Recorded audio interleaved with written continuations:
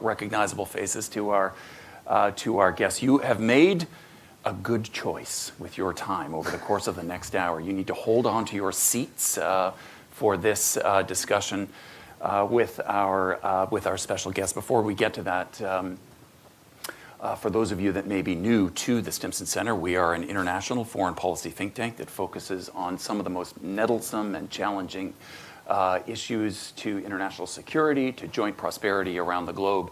And we are a little bit of an oddball organization for think tanks in that we don't just think the big thoughts, we actually roll our sleeves up and we try to be very practical in the field. So that may mean on the waters of the Mekong Delta, warning fishermen, farmers of water and food insecurity challenges to their prosperity. It may mean walking the halls of the UN or boardrooms in Silicon Valley, or it may mean working with peace missions, peace operations missions in sub-Saharan Africa. This is an organization that, as I say, goes beyond thinking the big thought and really tries to create tools that improve the lives of individuals around the world.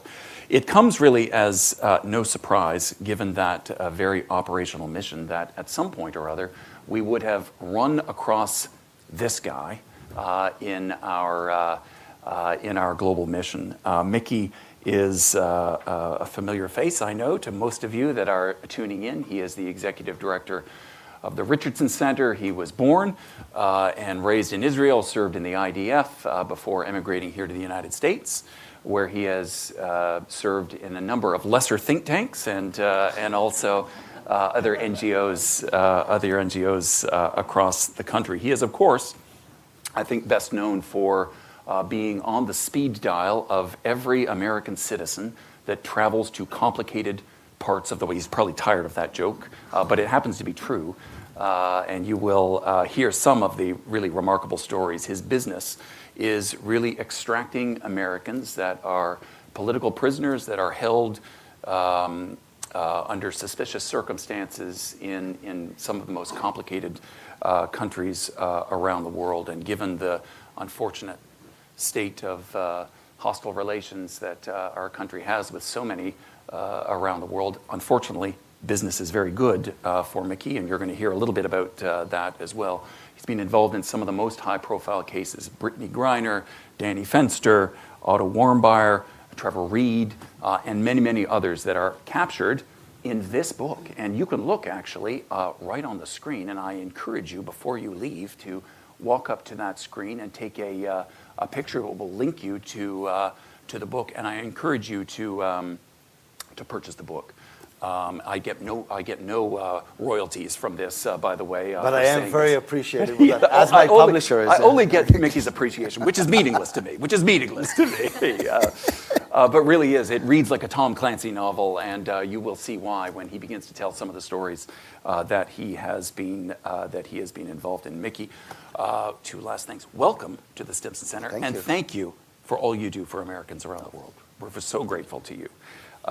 Mickey and I reconnected after the release of an American journalist named Danny Fenster, who had been captured by the regime in Myanmar.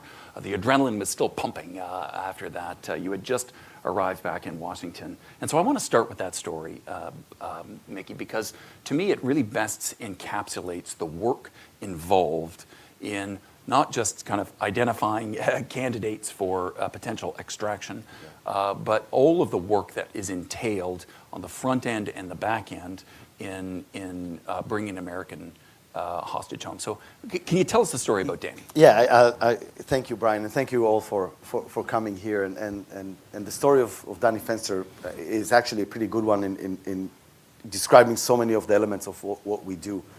Just to set the level on this one, Myanmar, Burma, has gone through a decade-long of a transition, an attempt of a transition from a military rule into democracy, a successful transition for the first few years leading into the elections in 2015, and the results and the taking over of the NLD, the Aung San Suu Kyi's party over there. But then in 2021, the military took over, removed Aung San Suu Kyi from power, put her in prison, house arrest, and took over. So that's kind of the context of where all of this is happening. And Danny Fenster was taken at the airport as he was trying to leave the country about 4 months after the takeover of the military.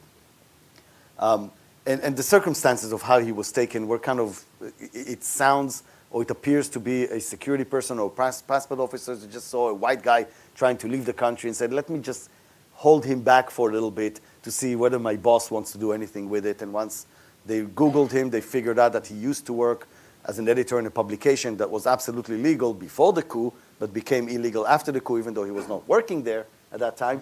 But that was enough to keep him in the system and escalate the situation. And I heard about it through a friend of his cousin, through a Facebook message. Because our names are not out there, and we don't advertise. And so she went to camp with me, the summer camp, 24 years ago. And she says, hey, Mickey, I have a friend on Facebook that has a cousin that seems to have been detained. I remember you do something around this. Can you help? And I said, yeah, but I'll be happy to, but I need to be in touch with the family. And that's an extremely important point because we don't work for the government. We're a non-government, non-for-profit organization. We work only on behalf of families at their request at no cost to them. The family does not pay you. The families do not pay us, and we don't accept donations from the families, not during, not after, none of that. It's kind of confusing when we talk about the business and clients, but it's important to make it clear. We raise our funds elsewhere, but that led me to meet with Brian, Danny's brother, on the phone within hours of the news breaking, of the family finding out that he's been detained. So that's kind of the concept of where that came in. And one of the biggest things to figure out is that even though the U.S. has an embassy in Myanmar, after the coup, or since the coup, there in the takeover of the military government in Myanmar, the U.S. government does not talk to them. So if you don't talk to them, you're not going to be able to figure out how to get an American back home. So we knew we had to step in to figure out a way. And a lot of the work that we have done in Myanmar in the transition period, assisting, sending delegations, doing a lot of exchanges, doing some training for political leaders, not only for Aung San Suu Kyi's party, but also for the military party, helped us get that familiarity and a basic level of trust, which is so needed when you want to intervene. And in this room, we have Steve Ross, who was running that program for us over here. And actually a big fight that we had with Aung San Suu Kyi, a public fight in 2018 over the crisis in Rakhine State around the Muslim minority called the Rohingya. That public fight made us more popular with the military, which allowed us, ironically, to enter into the country. But when you go into a country like that, you can't go and say, hey, we're here to negotiate a release of a political prisoner. They look at it, what political prisoner? We don't have political prisoners. We have criminals. And so you have to figure out how to design a program that will do that. And that's where Steve became extremely effective and said, hey, we're in the middle of a pandemic. Yes, we had vaccines here. There were no vaccines in Myanmar at the time. Let's put a humanitarian mission around assistance with vaccines, figure out how to help the people of Myanmar through this. And that was really the way we entered it. So again, it's another element of you go in, you have to find an engagement reason why you go in. And then once we got the invitation, which was about 3 months after Danny was taken, we had a really peculiar situation where the State Department, who we work with, even though we don't work for, we coordinate, kind of turned on us and said, please don't go, and asked us to delay. Now, I have to be very, very clear about this. They didn't ask us to delay because they're bad people. They're not. They're very good people. They didn't ask us to delay because they didn't want Danny Fenster to come home. They wanted Danny Fenster to come home. They wanted to do everything they could to bring him home. But they were actually worried, that's my analysis of it, that if we go to Myanmar and we meet with the military leader, who's now the head of the country, and ask for Danny Fenster, that he will ask for something in return that the US government does not want to give. And therefore it will be boxed, and then there will be an equation that locks Danny in. That's a genuine fear. It's not how we do our work, but it's a genuine fear. And we think that's why they asked us to delay and delay and delay. And we did delay for about 2 months because we didn't want to interrupt anything that that might have been going on towards his release, but then we realized that's not going to happen, and so we decided to go regardless. And when we went, we had one meeting at the end of our visit between Governor Richardson, our team, and the leader. And we knew that that meeting is going to be the meeting that actually counts. And within one meeting, we had to figure out how we make those two connect. And Governor Richardson had a talent to do that with a lot of people that we absolutely disagree with in the world, but we needed an extra thing, so we studied the military leader a lot. We studied his personality. We looked for things that can create an emotional attachment between them. And we figured out, we watched videos of him, we did all sorts of analysis, and we gave the governor basically a roadmap as we walked into that meeting, that we were not going to raise Danny Fenster's issue in front of anybody else in the room, except for at the end of the meeting, he will ask for 5 minutes one-on-one. And in those 5 minutes, he needs to become best friends with this guy, enough to feel like he can ask for a personal favor to do this. And whatever it is that we did, and I describe it in the book in details, the approach on this was a personality approach. It was an emotional approach. It worked, because the meeting that was supposed to be a 5 minutes pull aside ended up being a 45 minutes one-on-one between them, very personal, that resulted with the leader promising Governor Richardson that he will give him Danny Fenster, but needed a couple of weeks, and the condition was that nobody can know. And so we had to come back from that visit knowing that we have a promise, not being able to talk about it with anybody, including our own government, who thought that we messed up, and including Danny's family, who thought we messed up, because as we were flying back, the reason why the leader needed the extra time was he needed to accelerate his trial, he needed to give him a sentence, and he sentenced him for 11 years in prison. So to the outside world, it looked like we went in, we did not get Danny home, and we cost him 11 years of his life. And we had to figure out how we stomach that, because if we're right, it's not going to matter afterwards. And it didn't take 2 weeks. It took 1 week. We got a text when we came back saying the special package is ready. We had to put a very, very quick return mission that ended up being, for a lot of reasons. I'll just give one thing. I'm sorry. I told Brian before, like, you ask me a small question and you get a really long story. But that's also hopefully what the book is enjoyable for. We managed to get a private jet to do this leg from Qatar to Myanmar and back, because there were no commercial flights in the middle of the pandemic. But we figured out we didn't even have Danny's full name or his date of birth, not to mention his passport. And we couldn't ask our State Department for it because they didn't know that we were going to pick him up. And we couldn't ask his family because they didn't know that we were going to pick him up. So we did the only thing we could. We asked for the military government of Myanmar to send us his passport, which they did. And then we had the second problem was that it was the middle of the pandemic. We were going to put him on a commercial flight from Qatar to the US.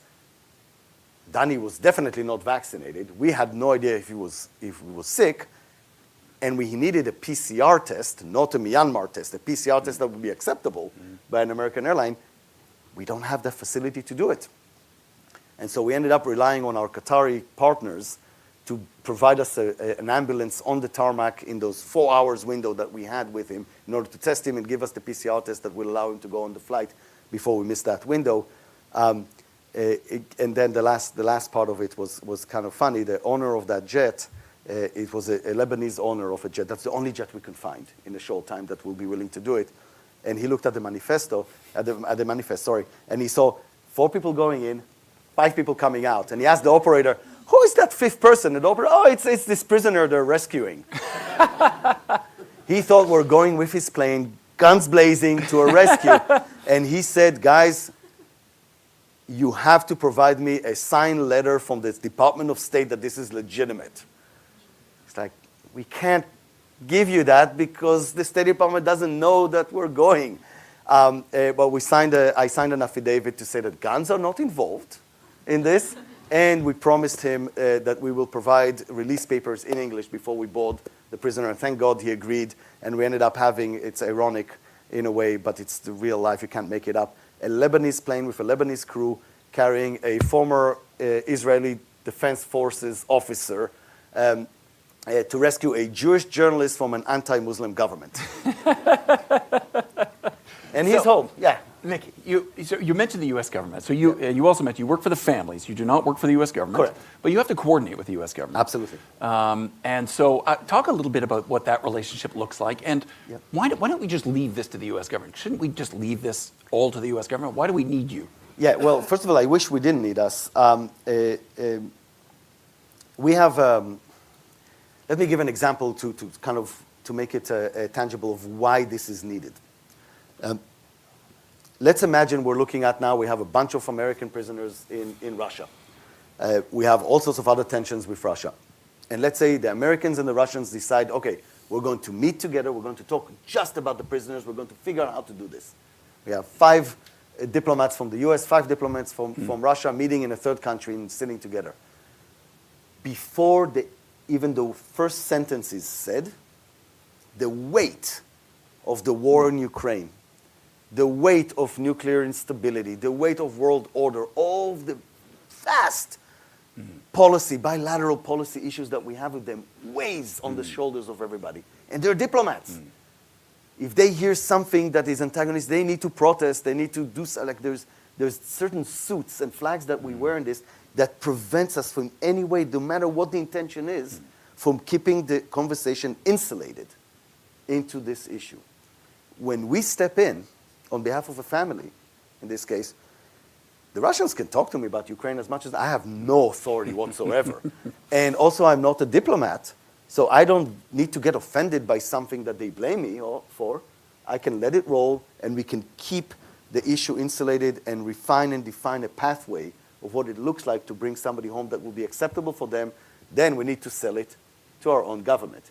Now, this is one way of what we do. There's ways like Danny Fenster in which we figure out how to bring somebody back ourselves. But most cases, we do a lot of the legwork.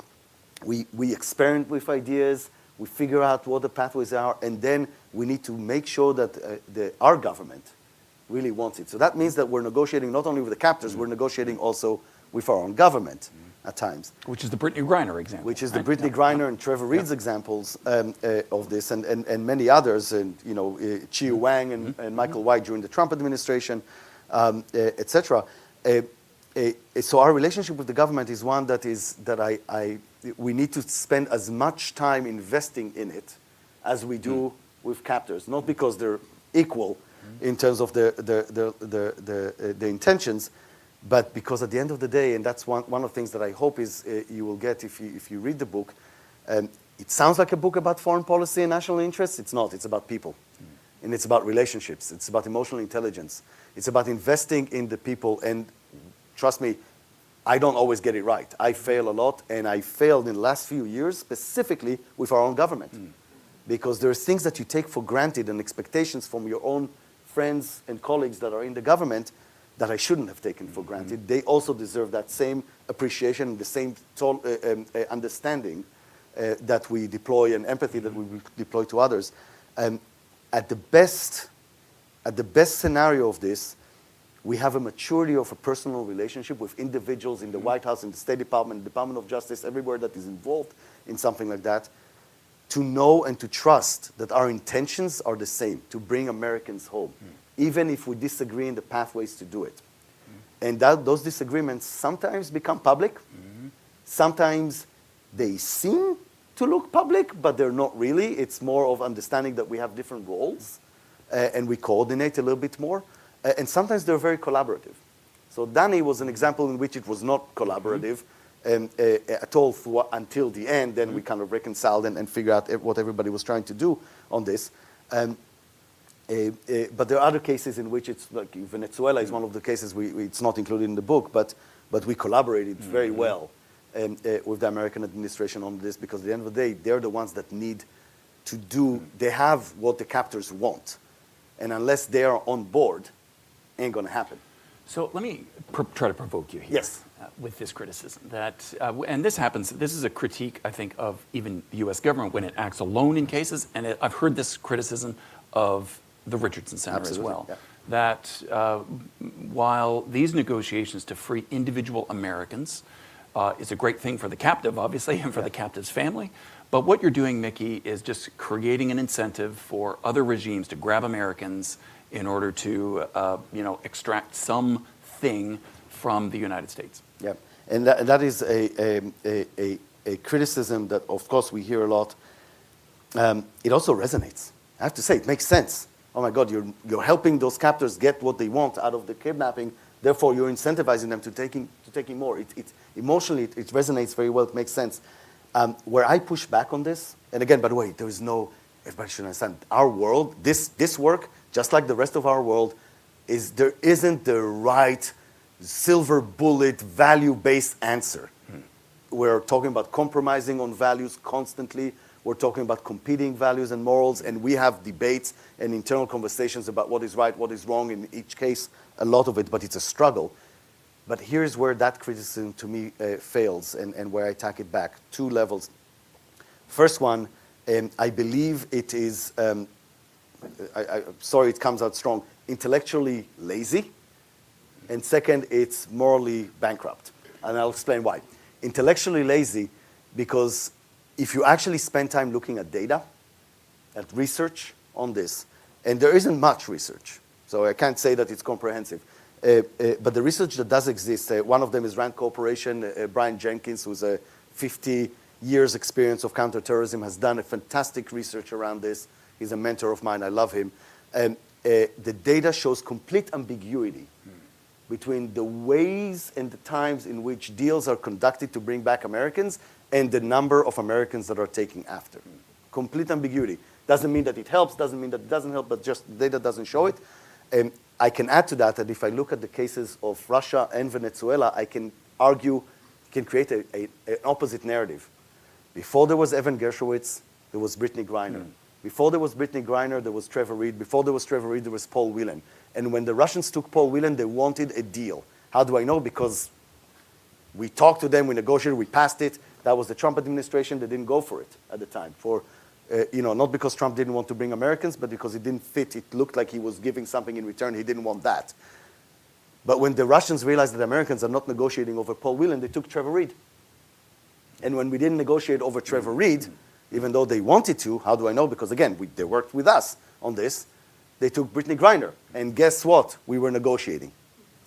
And then we got Brittney Griner back home. Trevor Reed is back home. Paul Whelan is still there. And negotiation stalls again. They take Evan Gershowitz.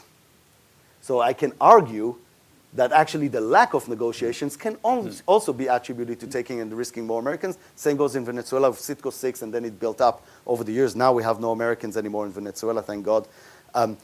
So that's the intellectual part of it. Sorry, I told you, long stories for short questions. The second one is more important to me, and that's the moral bankruptcy of that thing. Because at the end of the day, when we're saying, oh, we shouldn't negotiate with them because it will incentivize taking more Americans, we're talking about deterrence. But we're talking about building a deterrence policy on the backs of innocent Americans that are being held abroad. That is morally bankrupt in my mind. When we have hostages and political prisoners held, we need to do everything we can, as long as it's not existentially threatening the United States, and that's a conversation that we can have about some of the people that are being released on these. We need to do everything we can to bring them home, and it's our responsibility, once they're home, to come up with the deterrence policies that can actually help mitigate this issue going into the future. But I have to tell you, again, my job is to get people home. We do engage in the commissions and stuff like that in recommending deterrence policies. As a country, we're very bad at building up the deterrence when we don't have a problem. Because when somebody comes home, we celebrate, we're so excited for good reasons, and then we forget about it. And when we don't have a problem, we don't want to extend or expend resources to build deterrence, and that's where we fail. So let's stick with the morality thing for 1 second. And I want to bring up the case of Brittney Griner. So in the case of Brittney Griner, it was not a Danny Fenster case. It was a prisoner swap. It was 1-for-1 with the Russians.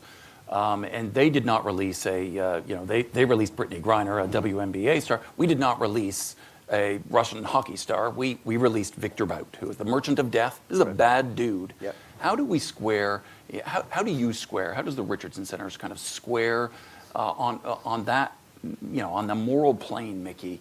We got back Brittney Griner. Yeah. That was our objective, but we released a pretty bad dude. Correct. We released a bad dude, and not only that, I'll even add to your criticism or the challenge even more, because when we were trying to negotiate for the release, before Brittney Griner was even taken, it was just Trevor Reed and Paul Whelan at the time, and this was before the war in Ukraine. We went to the Russians and we talked about it, and there were kind of a sense of understanding. This is President Biden just stepped in before the summit between the two presidents. And the Russians said, okay, you know what?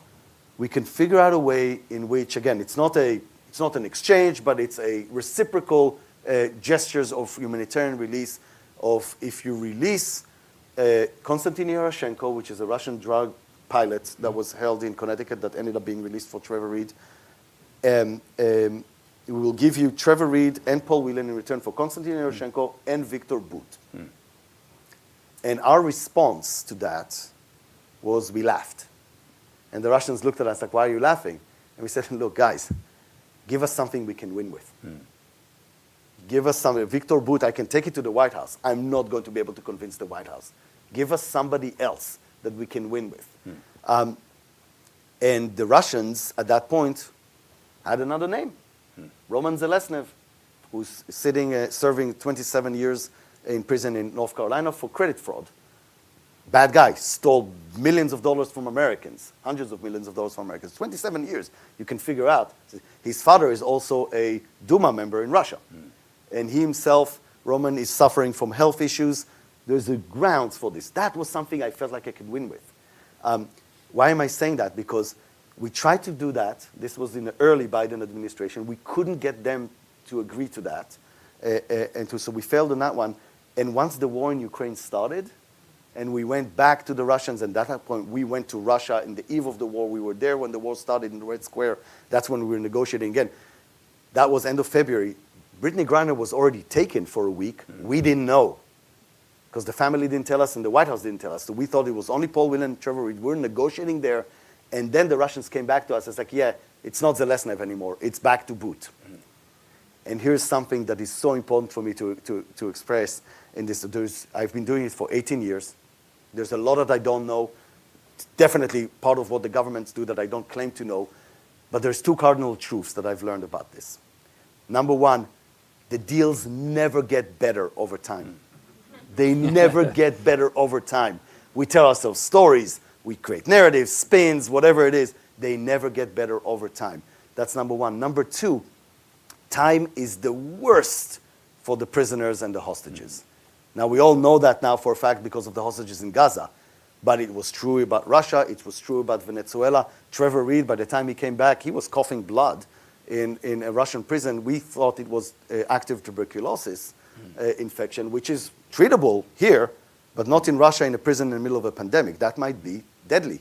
So there's urgency in this. It's disease, it's violent incident, or a breakdown and a suicide attempt. All three have happened in my life and my experience to prisoners. So there is that urgency that comes to it. So these are the two conditions. So it's just an example of how we knew that the deals are not going to get better. Before we could squeeze the Russians out of Victor Bout to get Paul Whelan and Trevor Reed, at that point we couldn't.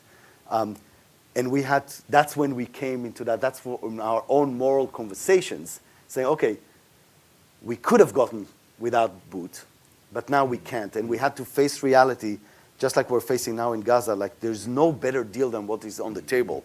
And the cost is tremendous, but the lives of the innocent people is worth it. And then the decision within whether to release Victor Bout at the end of the day was, of course, the Department of Justice and White House decision and their calculations. In my mind, at least, the way I explained it to myself, the guy has served 14 years in an American prison. There were some questioning by the judge who sentenced him. She didn't like the minimum mandatory sentence that she was provided with, that she had to give, because there was a version of this that he was actually leaving the business when he was caught. He was caught in a sting operation by the U.S. But even pushing all that aside, I know it sounds like I'm clawing at straws in order to justify something. Because sometimes it feels that way, because it is the case, being very honest. Having spent 14 years in American prison, even if he wants to go back into business, everybody in the business assumes he's an American asset. And eventually, I believe that that was the assessment of the US government and said he actually poses no danger to us because even if he wanted to, he needs to cross a line of credibility of being 14 years in American custody. Everybody in this world is a very paranoid world. He must have shared information with the Americans. They might have implanted him with something. So that's the way I'm about it. So I want to talk to you about the strategy that goes into these rescues, Mickey, because what comes across so well in this book is that there's no standardized plan that you follow. Right? That every one of these is a bespoke operation for you. And you talk about fringe diplomacy. You talk about kind of the art of staying in the shadows and keeping it obviously quiet with a book, not, right? but keeping these individual negotiations as far undercover as you possibly can for as long as you possibly can. But then there are times when you have to engage Dennis Rodman and borrow on his relationship with Kim Jong-un to try to rescue it. So can you talk a little bit about how the strategy comes together, and particularly the public versus private? When do you know when to pull the levers? Yeah. And that is something, that, let me get again with an example on this to make it very tangible. We call this part the theory of return. And that is the script or the story that we are able to tell ourselves when we take a new case of the shortest pathway of how a hostage comes home. So it's called the theory of return. And I'll give an example on Gaza of how it happened. October 7th, we get approached. I've got phone calls from about 67 different families at that time when we started trying to help. And the theory of return in Gaza was based on 3 different assumptions, basic assumptions. Number 1, Israel and Hamas do not communicate directly. It has to be mediated. And it can't even be in proximity talks like you and I sit here, Hamas is over here, Israel is on the other side. It's much more remote than that. Number 2, there are 4 countries in the region that can influence Hamas. None of them can control Hamas. Hamas is a very proud, independent program, okay? But 4 countries can influence them: Iran, Turkey, Egypt, Qatar, okay? None of these countries have an interest, particularly interest in helping Israel. But at least 2 of them have a very vested interest in working with the United States. Therefore, the theory of return, October 8th was, we need to make this an American priority at the presidential level. It needs to be an American story, an American priority. So once that's the case, the mediators, and for me it was the Qataris because they're such a solid partners of ours over the years, can go to Hamas and solicit proposals of how to resolve the hostage situation. And if those proposals are even half decent, and they're never good, but they're at least half feasible, then the American administration can help the Israeli government feel as comfortable as it needs to be in order to sign and implement the deal. That's the theory of return. But for that, we had to deploy a very public side of it. We needed to make it, it wasn't enough that the president would call the Qataris and whisper in their ear, say, hey guys, it's important to me. It needed to be very public because the Qataris needed to go to Hamas and say, we know you have a fight with Israel. We have a problem with the US. You need to help us solve that. How do you know that? Look at the president. And so there's a very public thing. So that's an example of how those get used. But the principle on this, because there's always this balance when the family is confronted, and I wish it on nobody, but when you wake up in the morning and you realize that your loved one is taken in a country far, far away, which you typically don't know much about, the first instinct is the government to tell you, don't talk about it. And again, it's not because they're evil or anything like that, but they explain to you, don't do that because it will increase the price. That's not a valid argument in my mind, because by that time, the captors, if not a day later or a week later, they know exactly who they have. They know exactly what the price is. But when you don't create public pressure, our government has more leeway of playing with it and figure out what to do. And sometimes it makes sense, sometimes it doesn't. So the first principle is to understand that as long as you believe that your government is doing what you believe is right to bring your loved ones, there's no reason to go public. But if you believe they don't, the only purpose for you to go on the media is to pressure your own government. And here goes the second part of it. The captors, whether it's Putin, whether it's Maduro in Venezuela, there's nothing that you as a family can say that will convince them to either release your loved ones or hurt them. They simply don't care what you have to say, because the reason your loved one is taken has nothing to do with your loved ones. The reason is the US government, and that they're the target of this. So they're expecting the family to go all nuts. So in other words, you only have an audience of one when you hit this, and that is the US government. So that's within the dynamic. So when we work with families, we dismiss the myth about keeping it quiet for the sake of the price, but we don't encourage them to run to the media. The media needs to be very purposeful. And there needs to be a very specific objective. There's the right timing for it. In the cases of Trevor Reed, for example, on Brittney Griner, even a meeting with the president, you can argue and fight for a meeting with the president, but the meeting with the president will be meaningless unless while you meet with the president, there is a decent proposal on the table. Because if there isn't a proposal, the president can't do anything about it. So you hold, you build it up, you get ready, but only once we know that there is a proposal, there's an option, there's a decision by the president to make, that's when you push to meet with him. So for those of you online, you can submit questions to this guy at stimson.org/questions. I'm going to warn those of you in the room that I'm going to turn to you and solicit questions from this And I'm group. going to warn you that you get long answers for every question. Sorry. But before, I'm going to ask you one more question Yes. before I turn to these folks. There are so many high-profile cases that are documented in this book, Mickey, from Brittney Griner, Trevor Reed. You've mentioned them. Yeah. There's one storyline that you may not realize has a common thread throughout this that clearly haunts you, and I suspect you wake up thinking about the case of Paul Whelan on a regular basis. So, tell us a little bit the story of where we are today with Paul. First, what are the conditions that he is living in like, and are we any closer to getting Paul home? So you're right. Paul Whelan is haunting me because we collectively, as a country, and us as people who are advocating on behalf of his family, left him behind 4 times. First, when the Russians wanted to do a 1-for-1 with Yaroshenko and him during the Trump administration, and that didn't go. Second time when they wanted to do a 2-for-2 with Trevor Reed and him before the war in Ukraine, and we couldn't get the Biden administration to pick it up and advance it. Third time was when the war was starting, and we came back with 2 options of a 1-for-1 for Trevor Reed or a 2-for-2 with Paul Whelan and Trevor Reed, and the only thing we were able to convince the White House to go for was the 1-for-1 with Trevor Reed.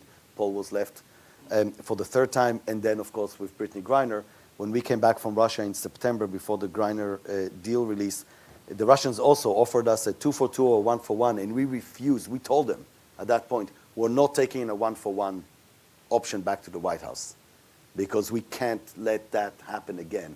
And so we only came back with the 2-for-2. Didn't help us. It ended up being a 1-for-1, Brittney Griner at the end in December, and Paul Whelan was left. So 4 times he was left behind. Look, the assumption here in Washington, and it might be correct, is that Putin, even if you give him what he wants in terms of a deal, and we more or less know what he wants, in terms of the people that he wants and how he wants it structured, Putin does not want to do anything in an election season that will make President Biden look good. That's the assumption here. Therefore, the assumption is that the window of opportunity will open after the elections, no matter who wins the elections, by the way. My argument is twofold. Number one, just because of what I said about the 2 cardinal truths, we don't have the luxury of time on this one. Even if the assumption is correct, I can't just sit back and say, okay, so we'll wait 4 months until the elections. No, we have to work on it. We have to figure out if there's still ways, and we have some creative ways and things we think that might be possible before the elections that we need to work on, and we're working on them as we speak. And the second thing is that even if the assumption is correct, if we wait until November to start working on it, we would miss the window already. So we need to work on it now. We need to set up the parameters So it is easy after the elections, again, no matter who wins, if it's a continuation of the Biden administration or if it's a Donald Trump administration coming back in, it's two different dynamics, but that transition time is still a really valid opportunity to, I believe, bring both Paul Whelan, Evan Gershowitz, and there are other Americans being held that are less famous. There, Alsu Kurmasheva is one of them. She's a Radio Free Europe detainee in Russia, and there's others. We ourselves are working on 6 different cases. At present. In Russia alone. In Russia. In Russia alone. Yeah.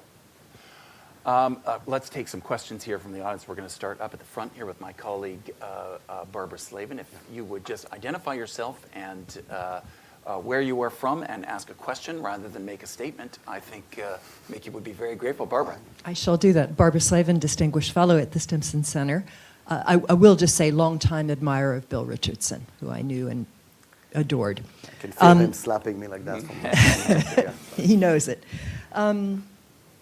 Couple questions. How do you deter this practice, which has become a strategy for a number of countries around the world, without preventing Americans, particularly journalists and others, from traveling to these kinds of places when it's often their work to go to those kinds of places? And I speak as someone who went to North Korea 3 times and Iran 9 times. And second question. Please don't become my client. I don't want to, but a good friend of mine just got out recently. So yeah, and I had another, never mind. So how do you deter? If you could talk a little bit about dealing with the Iranians and what has become a hostage industry there, at least since 2014, if not earlier. And then the last question is, why won't the Israelis take the ceasefire deal and let those poor people out? Thanks. Why would they take the ceasefire and not that? And get the hostages out. Why has Bibi Yeah. been prolonging this war? Thanks. You've been pretty vocal on this deterrence issue. Yeah. You know, and you mentioned this in the book, and I've heard you say this in the past, Mickey, that the work doesn't end when the hostage is released, right? And you alluded to it earlier that we need to put the work into, as Barbara said, to set up the deterrent. So, three great questions. 3 questions. Yes. Okay. First, deterrence. It's a hard question to answer. Partially, well, first of all, because the answer is not easy. But there are answers like that for that, and I'll try and touch one of them. But one of the reasons why it's so hard for me to talk about it, because my job is to get them home. My job is not to do the deterrence, because you can't do both at the same time. So there needs to be different arms and different things. As I mentioned, I am engaged. There's I know it's a lesser organization than Stimson, but CSIS has a commission that I'm one of the commissioners. It's a group of experts in counterterrorism and hostage diplomacy of sort, if you can call it that, in trying to make recommendations of how to do deterrence. But one of the things I will tell you, sanctions don't work in these things. If you talk about, you're right, look, there are countries that have, like, every now and then there'll be a hostage there. It's not fine, but it happens, unfortunately. But there are repeat offenders. People who actually look at it as statecraft. Iran, Russia, Venezuela, until lately, now they don't have anybody. China. That's a practice. And so those are the places that you want to focus on and think about. And if you look at the map, the repeat offenders are typically the countries that are most sanctioned by the US. One might wonder whether the existence of thousands and tens of thousands of sanctions of the country makes hostage diplomacy a way of communication to them. Now, if you're thinking about it as a way of communication and not just a blunt practice, now you have a different analysis of how you actually can solve cases and bring them, because what are they trying to communicate with each of these cases? What are the issues? What is the issue they're trying to draw you to a conversation with? And I can tell you with the Russians, it's very much there. They're so smart, so calculated. We're joking around before that with the Russians, they're old school diplomats. They communicate with you with signals and with actions in a way that assumes that we are competent enough to understand it. and to receive it, because they are. And sometimes we're missing it. So there's that understanding that sanctions don't work. However, there are things that could be done, especially when after somebody comes home, that I think need to be done in terms of accountability for the people who have wronged Americans, individuals. And I'm talking about the possibility of, if there is a certain judge or a prison guard or even a minister of justice that was responsible for wronging an American, there should be no reason why that person cannot be indicted in the US. Now, it's not that they're accepting US jurisdiction, but it's a different kind of story when somebody is indicted for wronging an American. I'm not saying made up, but a real one, when you actually start putting red notices. So they individually cannot go with their families on vacation anymore. They're afraid of being extracted. And if this is a national security crisis, which I think it is, you find opportunity, maybe one, maybe two, not everywhere because it's complicated. If you can grab one of them, extract them and bring them to justice, now you're talking deterrence.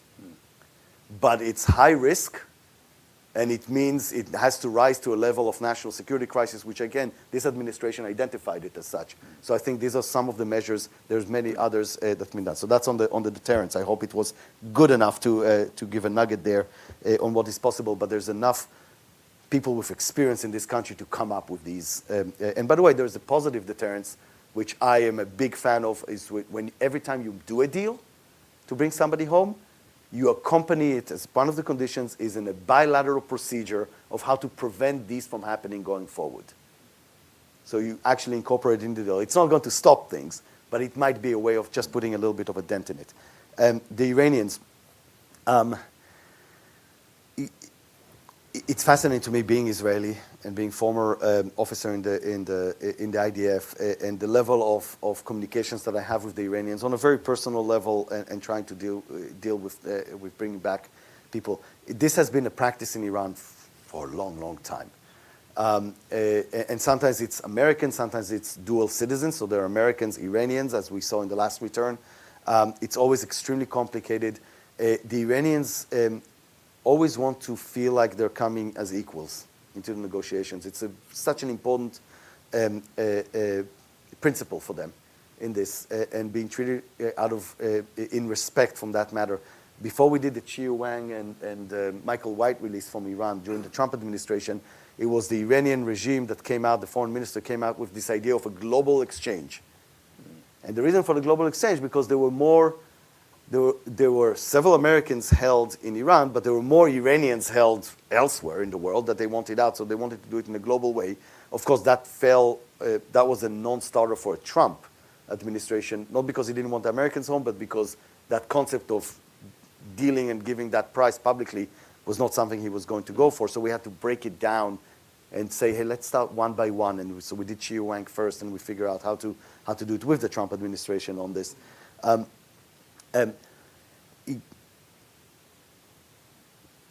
The symmetry on this, on the Iranian side, when we released Chiu Wang for a medical researcher named Soleimani, who was detained in Atlanta,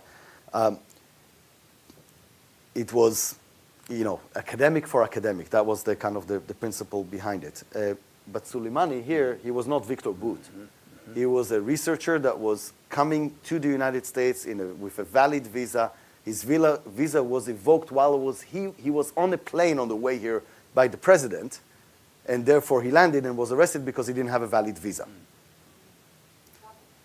Yes.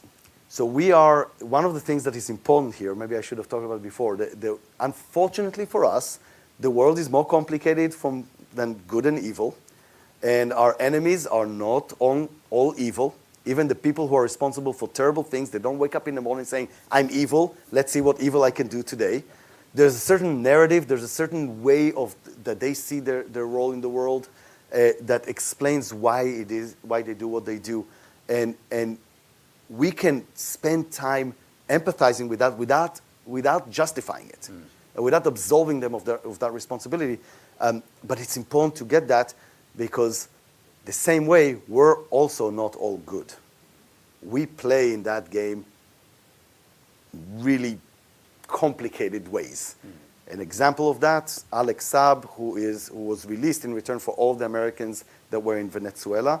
He's a Colombian Lebanese national, but was Maduro's right-hand man on finances. So he was the one in charge of how to bypass all the sanctions.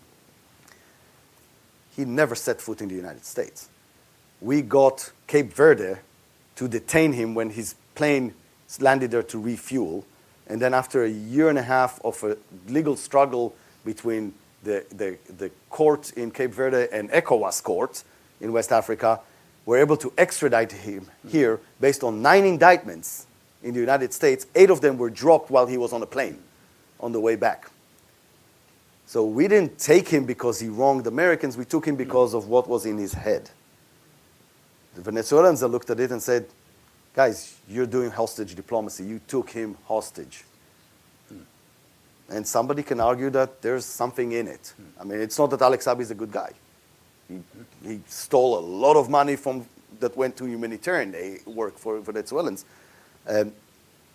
But he didn't violate any, he didn't wrong any Americans in this process.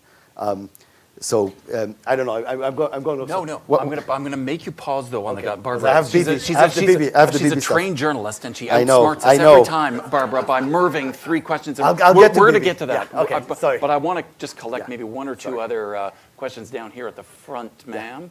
And if there are any other questions, I'm going to come to you. Thank you. Congratulations for the book. Oh, thank you. My name is Gergana Jordanova. I'm Fulbright visiting scholar at George Mason University, and I'm professor in financial intelligence. I was wondering, based on your huge professional experience, which was the most challenging negotiation case for you? Okay. Hold that. Thank you. I'm going to get one.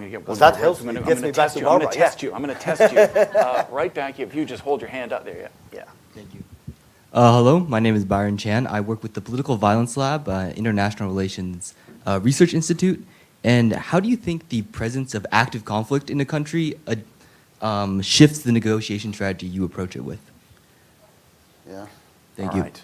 Let's go with those, and you can close here with answering Barbara's question. Well, it's going to be, it helped me to get into it because the hardest case for me personally, there's hardest case in terms of the negotiations, skills and stuff like that.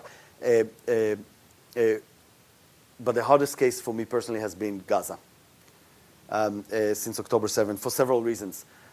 Some of them are objective, some of them are personal. The objective ones, the sheer number of hostages that were taken and the kind of hostages, kids, civilians, women, all of that complexity. Number 2, it happened, and the solution of which had to happen in a time of war, which goes into the last question as well. And then I had my personal parts of this. That was, my family is there. My mother, 76-year-old, lives in Israel. My brother, his wife, and his 3 kids have been displaced internally in Israel without their home since then for 9 months. I am Israeli. These are my people. So emotionally, you can't detach yourself the way you detach from other cases. And this was a month after Governor Richardson died. I didn't have him. It's not that I never led delegations missions before. I did without him, but he wasn't in existence at that. So it was my fault. So for all these reasons, this made it on the onset of this extremely difficult emotionally and personally for this. I described a little bit what we did with this, but one of the hardest elements of it, and that goes to actually help me link to Barbara's question. We were extremely successful in the first 54 days in my theory of return. It worked. 109 hostages came home. And we have failed since. And the linchpin of the failure is not in convincing Hamas to reduce the cost, because I know that's not going to happen. I've done the Gilad Shalit deal. I describe it in the book too. I know how there's a difference in the way Hamas looks at negotiations than Israelis do. But the failure was to convince the Israeli prime minister to go for it and to find the right incentives and the right levers to get him to do it.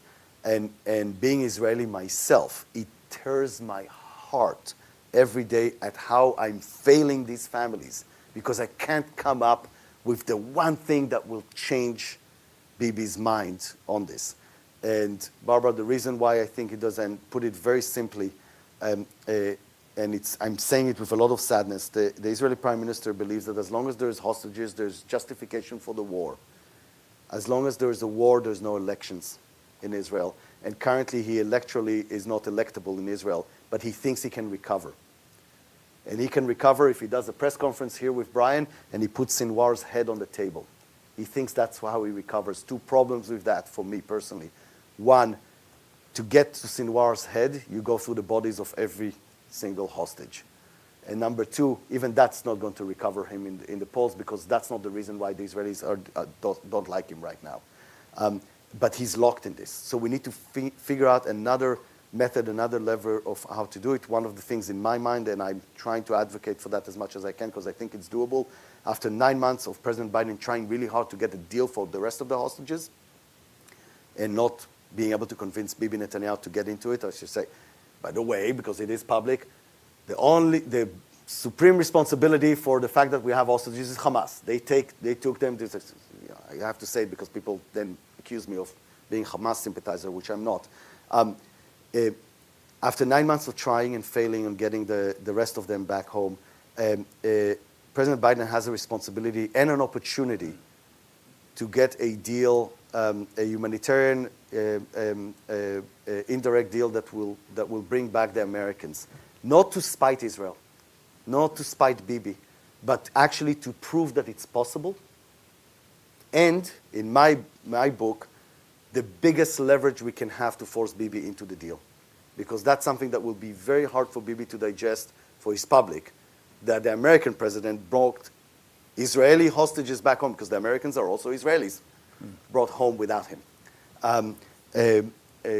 So that's that. I missed, sorry, because I know you're getting all the signals.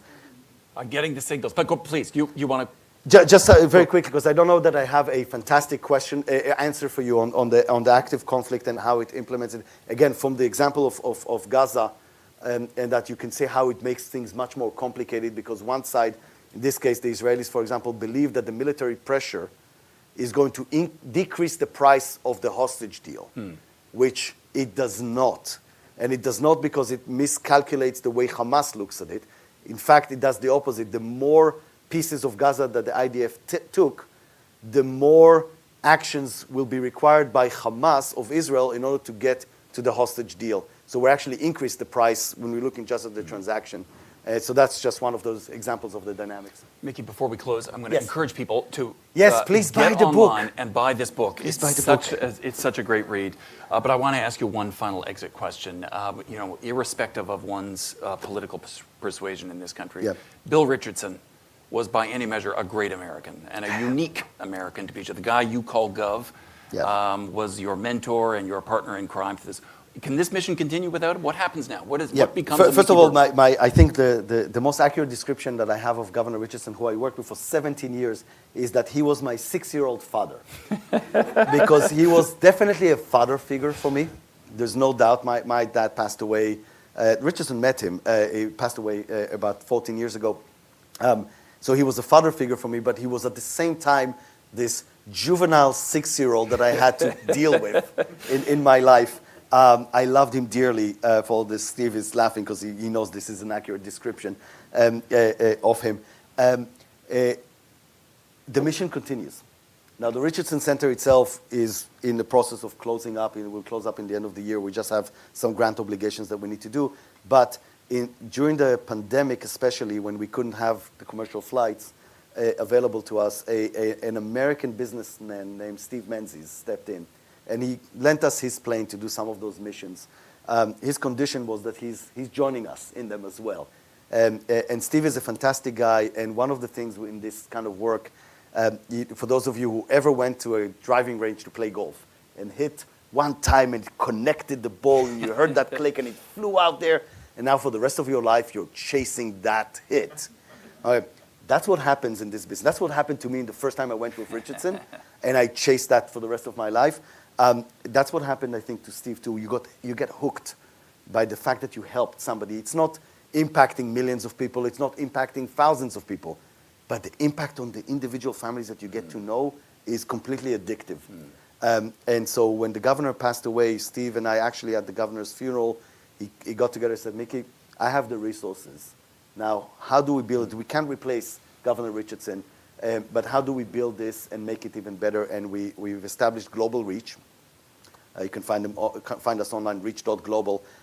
We are better resourced than we ever did. Richardson Center for Global Engagement was me, Richardson, Steve Ross, and Cameron Hume, former ambassador. That was us doing everything at a less than $1 million budget a year that we had to raise.